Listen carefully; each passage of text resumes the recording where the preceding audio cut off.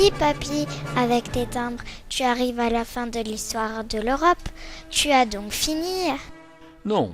Maintenant, Baptiste, je vais te détailler l'histoire des communautés européennes qui gèrent l'Europe depuis près de 70 ans.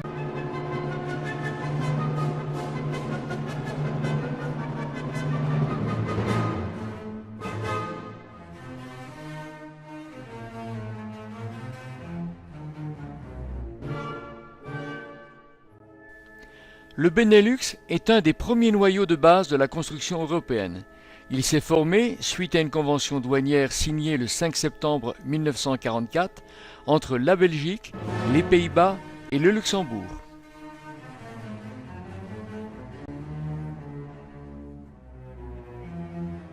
Robert Schuman, ministre des Affaires étrangères de la France, propose que la France et l'Allemagne mettent en commun leurs ressources de charbon et d'acier afin de contrôler et de rationaliser les productions. Sa déclaration du 9 mai 1950 est considérée comme le texte fondateur de la construction européenne.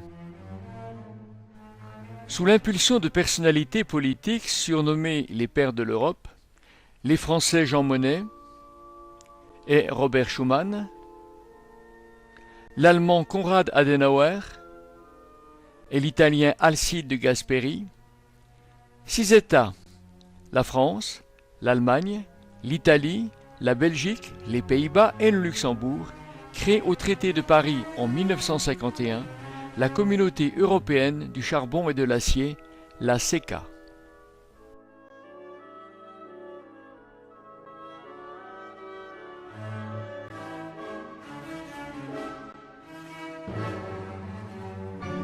Un pacte militaire intégrant la Grande-Bretagne donne naissance à l'Union de l'Europe occidentale, UEO, en 1954.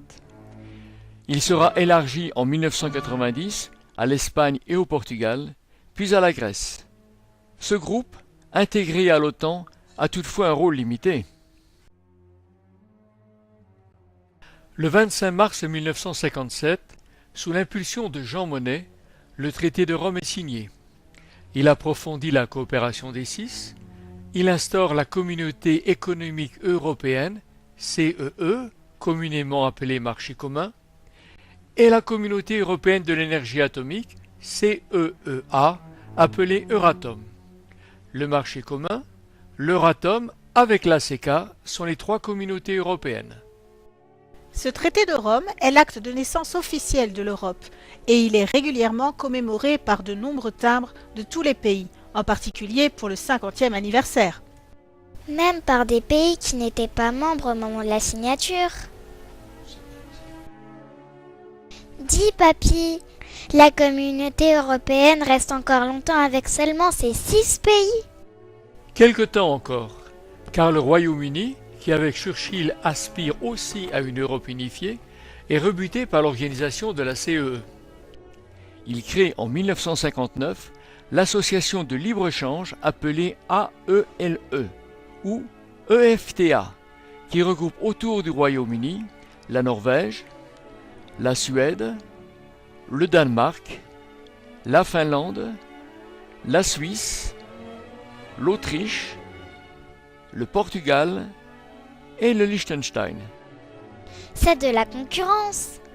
Oui, toutefois, l'AEL ne se développera pas et certains de ses adhérents intègrent l'Union européenne dès 1973.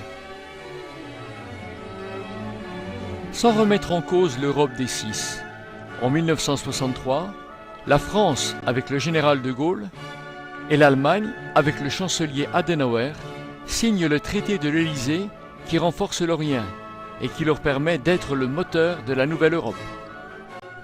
Cet accord est régulièrement commémoré par des timbres semblables, émis conjointement en France et en Allemagne.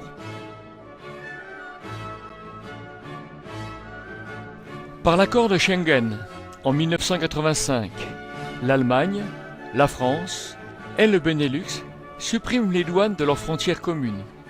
Cette mesure sera généralisée à l'espace Schengen. Il y permettra la libre circulation. En 1992, le traité de Maastricht institue une union politique qui prend le nom d'Union européenne et qui prévoit la création d'une union économique et monétaire dotée d'une monnaie unique. Mais papy, cette Union européenne est donc l'UE qu'on connaît aujourd'hui.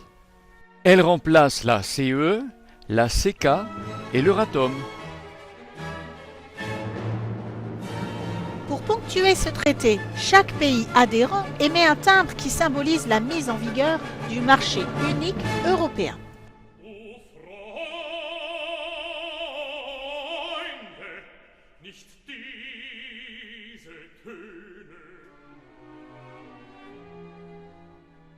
Pour renforcer leur coopération, les pays adhérents signent des traités à Amsterdam en 1997 et à Nice en 2000, où une charte des droits fondamentaux de l'Union européenne est proclamée.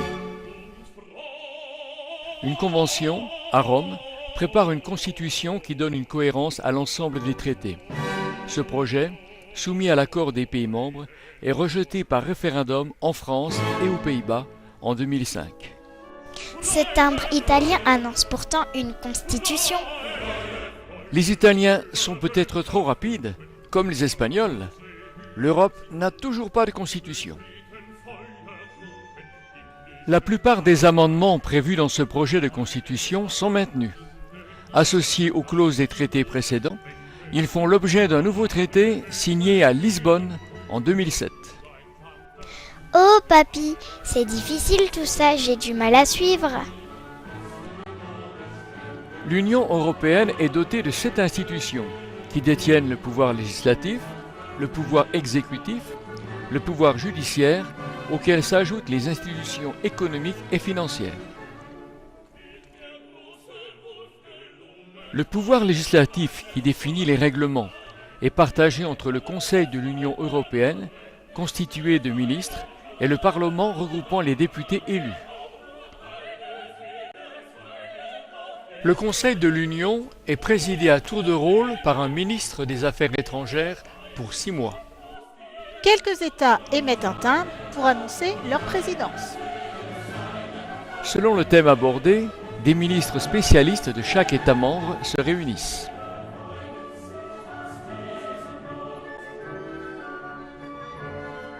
Les députés du Parlement européen sont tout d'abord désignés par les États.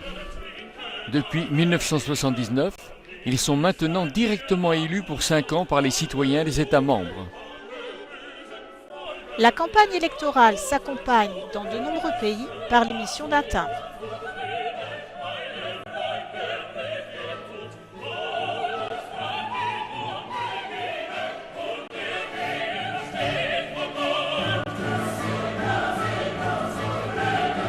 Les eurodéputés élisent leur président pour 30 mois, comme le Belge Paul-Henri Spaak, les Italiens Alcide Gasperi et Gaetano Martino, les Français Robert Schuman, Alain Poher, Simone Veil, Pierre Pflimlin, Nicole Fontaine et aujourd'hui l'Allemand Martin Schulz. Le siège du Parlement est à Strasbourg, dans le Palais de l'Europe, puis, depuis 1999, dans l'espace Louis Weiss. Mais ces commissions et certaines séances se tiennent à l'espace Léopold à Bruxelles, tandis que son secrétariat est à Luxembourg. Le pouvoir exécutif fait appliquer les règlements.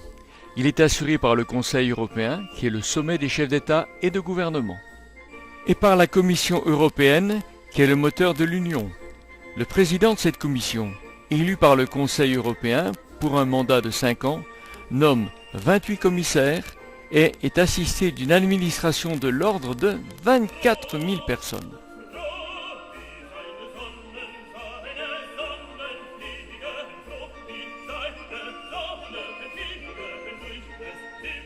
La Cour de justice de l'Union européenne garantit le respect de la législation et veille à l'uniformité de son application. Son siège est à Luxembourg.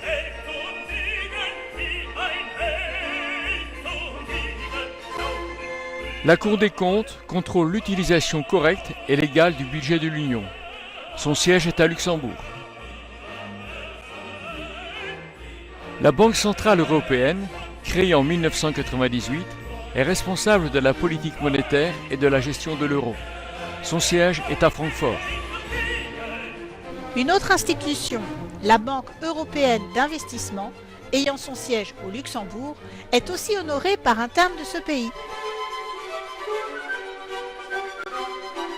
Tu m'as toujours pas parlé du Conseil de l'Europe. Il fait pourtant partie de l'Union européenne. Ah non, les deux communautés sont très liées, mais différentes. Toutefois, la confusion est excusable. Le Conseil de l'Europe et la CEE, qui est devenue l'Union européenne, ont partagé les mêmes bâtiments à Strasbourg. La Maison de l'Europe jusqu'en 1977, puis le Palais de l'Europe. Ce n'est que depuis 1999 que le Parlement de l'Union européenne se construit son propre siège à quelques centaines de mètres du Palais européen. Pendant que, dans ce même quartier de Strasbourg, le Conseil de l'Europe se dote de quelques extensions. Par ailleurs, le drapeau est aussi le même, une bannière d'azur portant une couronne de 12 étoiles d'or. Le prélude de l'Ode à la joie de la symphonie numéro 9 de Beethoven est l'hymne des deux institutions. L'Union européenne unit à ce jour 28 nations, tandis que le Conseil de l'Europe regroupe 47 nations. Aux pays fondateurs de 1949 s'ajoutent la Turquie et tous les pays de l'Europe de l'Ouest, puis les pays satellites du bloc de l'Est, les pays de l'ex-URSS et depuis la dislocation de la Yougoslavie, tous les nouveaux pays des Balkans. Le Conseil de l'Europe compte aussi les micro-États et même quelques pays extérieurs au continent européen. C'est toute l'Europe alors. Pas tout à fait. La Biélorussie, le Kosovo, le Kazakhstan sont encore en négociation. Le Vatican est invité en tant qu'observateur. Les rôles de chacune des deux institutions sont différents mais complémentaires. Les objectifs de l'Union européenne sont d'abord essentiellement économiques, mais tendent à se développer dans d'autres secteurs, social, coopération policière et judiciaire, alors que le Conseil de l'Europe a pour objectif la défense des droits de l'homme, la mise en valeur de l'identité culturelle de l'Europe, la recherche de solutions aux problèmes de société et le développement de la stabilité démocratique. La Convention européenne de sauvegarde des droits de l'homme et des libertés fondamentales a été signée en 1950. Pour s'assurer de son respect, la Cour européenne des droits de l'homme a été instituée à Strasbourg. Son bâtiment juxtapose le Palais de l'Europe. Tout ça, c'est des mots. Tu connais des actions précises. J'en connais certaines, et des timbres s'en sont même fait l'écho. Erasmus, qui favorise les échanges d'étudiants et d'enseignants entre pays. Galileo, un système européen de positionnement par satellite équivalent au GPS. EDQM, une direction qui s'assure de la qualité des médicaments. Des aides financières qui ont permis à des pays à faible économie d'avoir une forte expansion, comme l'Espagne et l'Irlande. Un fonds de développement FED signé à Yaoundé en 1964 qui permet à l'Union européenne d'aider des pays africains. De nouvelles conventions sont signées à Lomé, puis sont remplacées à partir de 2000 par les accords de Cotonou. Ces timbres du Dahomey présentent de belles réalisations. Ces accords commerciaux impliquent à l'origine 18 pays africains qui leur consacrent ces timbres.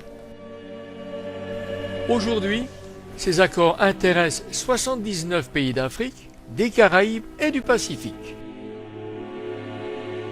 La fabrication de l'A320, répartie entre plusieurs pays européens, est un très bel exemple de ce que les industriels peuvent faire grâce aux facilités d'échange développées par l'Union européenne. Philatélia, les timbres des deux communautés sont-ils identiques? L'Union européenne n'a pas de timbre, tandis que le Conseil de l'Europe a ses timbres de service. Mais Philatélia, les timbres Europa proviennent alors de quelle organisation? Europa 7, puis Post-Europe, coordonne l'émission de ces timbres faites par chaque pays. La première émission commune de ces timbres de 1956 a été réservée aux 6 membres des communautés européennes. Il y a encore des échafaudages. La construction de l'Europe n'est donc qu'à ses débuts. Mais depuis, les timbres Europa dépassent le cadre des institutions européennes puisqu'on compte 64 pays et territoires pouvant chaque année émettre de timbres.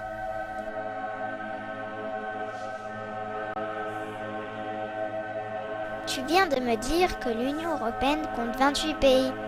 J'en suis restée à 6 avec la France, l'Allemagne, l'Italie, la Belgique, les Pays-Bas et le Luxembourg. Comment a-t-on fait pour arriver à 28 ? Aux 6 pays fondateurs, signataires du traité de Rome, s'ajoutent de nombreux pays européens qui ont dû suivre toute une procédure et remplir des conditions d'adhésion. En 1973, le Royaume-Uni, l'Irlande et le Danemark. En 1982, la Grèce. En 1986, l'Espagne et le Portugal. En 1995, l'Autriche, la Finlande et la Suède, ce qui porte l'effectif à 15 membres.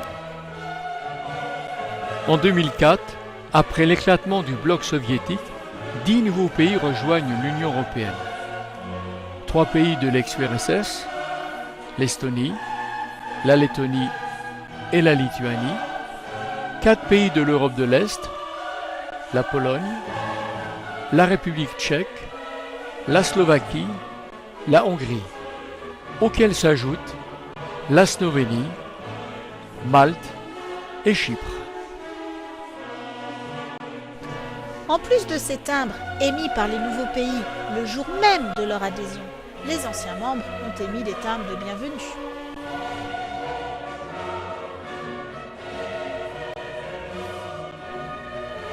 Après négociation et référendum, la Bulgarie et la Roumanie sont admis dans l'UE en 2007. En 2015, c'est le tour de la Croatie, un pays issu de l'ex-Yougoslavie. Si je compte bien, on y arrive.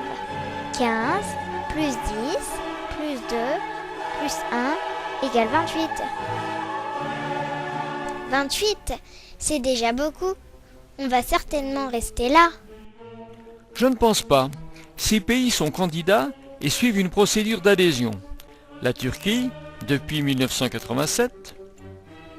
La Macédoine, depuis 2004. Le Monténégro, depuis 2008. L'Albanie et la Serbie, depuis 2009. La Bosnie-Herzégovine et le Kosovo sont reconnus comme candidats potentiels et préparent leur candidature.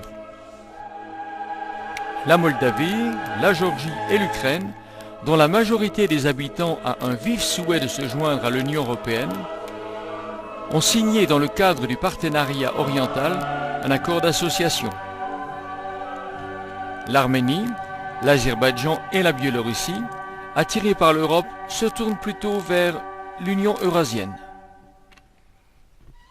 À part la Russie, toute l'Europe est donc intéressée par l'Union européenne. Pas tout à fait. La Suisse et le Liechtenstein, la Norvège et dernièrement l'Islande se détournent de l'Union après un référendum. Andorre, Monaco, Saint-Marin et le Vatican ne sont pas non plus des États de l'Union, avec qui ils ont toutefois d'étroits rapports par le biais de l'Italie et de la France. Et ils utilisent l'euro. La Martinique, qui est dans le continent américain, est-elle aussi européenne ? C'est une région dite ultra-périphérique, son territoire faisant partie de l'Union européenne tout en se trouvant en dehors du continent européen. Tu en connais d'autres ? Certainement. Les autres départements français, la Guadeloupe, la Guyane, la Réunion. Oui, et Mayotte. Les 2 régions autonomes portugaises, je t'en ai souvent parlé. Ah oui, Madère. Et les encore ? Plus une communauté autonome espagnole, les îles Canaries. Des pays et des territoires d'outre-mer bien que ne faisant pas partie de l'Union européenne, peuvent bénéficier de fonds européens et regroupent le Groenland danois, les dépendances françaises, Il doit y avoir la Nouvelle-Calédonie, Saint-Pierre-et-Miquelon. et d'autres encore, des dépendances des Pays-Bas situées dans les Antilles et de nombreuses dépendances du Royaume-Uni, les Bermudes, les îles Caïmans, tu connais. Non, Caïmans pas. Une première monnaie, l'écu, qui est le diminutif d'unité de compte européen, est mise en service en 1991, mais ne sera jamais utilisée dans le grand public. Toutefois, sur quelques timbres, la valeur faciale est donnée en écus, conjointement au franc ou à la lyre.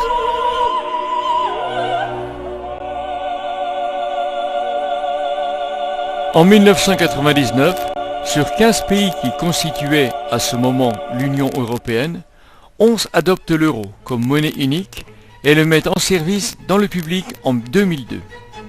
Ils sont rejoints par la Grèce en 2001, tandis que le Royaume-Uni, le Danemark et la Suède s'isolent encore de la zone euro. Pendant cette période transitoire, entre 1999 et 2002, afin d'habituer les usagers, les postes émettent des timbres avec une double valeur faciale en euros et en monnaie du pays.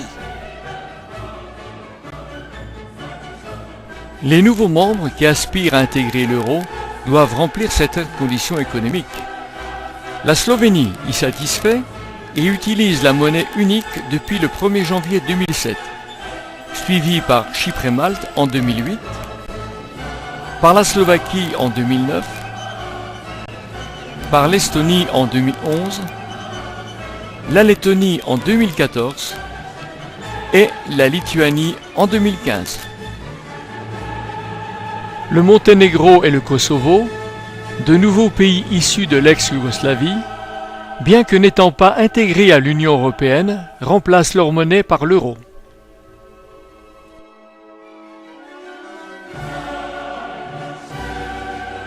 Qu'est-ce que cette super organisation a changé pour toi, dans ta vie, papy?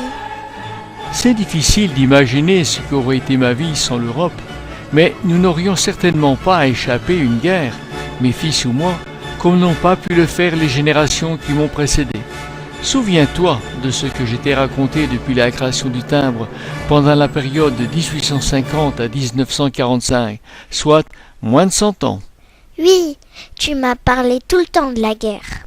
Les guerres qui ont conduit à l'unification de l'Allemagne. Ah oui, les guerres de Bismarck, avec en France la guerre de 70. Les guerres dans les Balkans, puis la terrible guerre de 14-18. Oui, la Première Guerre mondiale qui s'est prolongée par la Deuxième Guerre mondiale de 1940. Sans oublier les guerres civiles d'Espagne et de Russie. Pendant une période presque aussi longue, depuis 1945, il n'y a eu aucune guerre entre les pays de l'Union européenne. Tu exagères, papy. Il y a eu les guerres de Corée, d'Indochine, d'Algérie, et en ce moment nous sommes en guerre contre Daesh. Il y a des attentats, et tu oublies les guerres de Yougoslavie. C'est bien malheureux, mais ça ne se passe pas à l'intérieur de l'Union européenne, qui apparaît comme un havre de paix qui attire de nouveaux pays et qui est un refuge. À ce titre, le prix Nobel de la paix a été décerné à l'Union européenne en 2012.